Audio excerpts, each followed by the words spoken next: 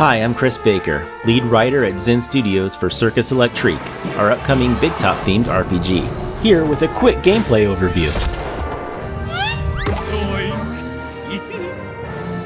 Circus Electrique takes place in an alternate Victorian steampunk London, where a mysterious event known as the Maddening has turned a huge portion of the population from all walks of life into ruthless killers. Yet somehow, the Maddening has had no effect on performers from the Circus Electrique, and their unique talents are pretty much the only hope for saving the city, maybe even the world. I don't like you! Using those unique talents effectively, plus deciding which performers to send out to execute them, is your key to success in the game. As you work your way through the city map, you'll often encounter attacks from those who have succumbed to the Maddening, unfortunate Londoners whom the press has taken to calling the Vicious. The Vicious tend to travel in fours, as does your party. But who should your four selected performers be? By the end of the game, you'll have 15 classes to choose from, each with their own specific methods of fighting, defending, and watching out for their friends. Some much more ideal for certain of those tasks than others. Here we have a strong combination of performers you may set forth with early on. A strongman who, as they'd say in 1899, offers a mighty kerwallop. A clown who specializes in the healing power of laughter. An escape artist, also adept at the art of capturing enemies in place. And of course, a fire blower, who blows freaking fire. Notice how they're positioned. Positioning is a core strategic consideration in Circus Electrique, and we'll let Balthazar the strongman here show you why that is.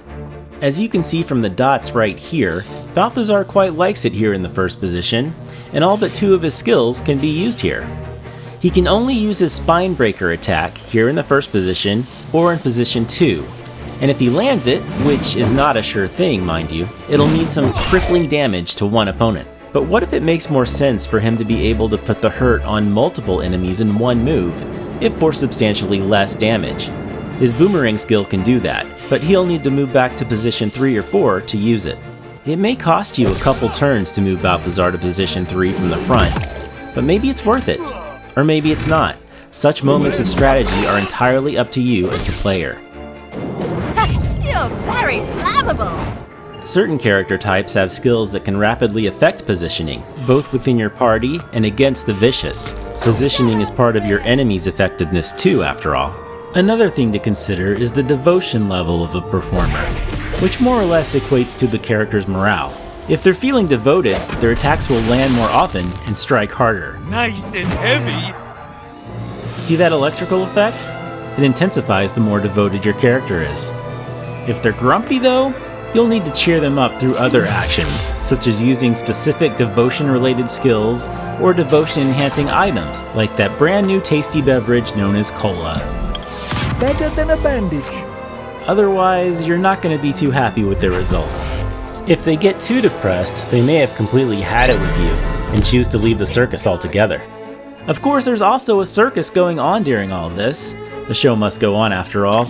And planning a performance is also very important to earning the resources you'll need to figure out how the Maddening started and how to stop it. Thank you for joining me today. Be on the lookout for Circus Electrique when it hits PC and all your favorite consoles later this year.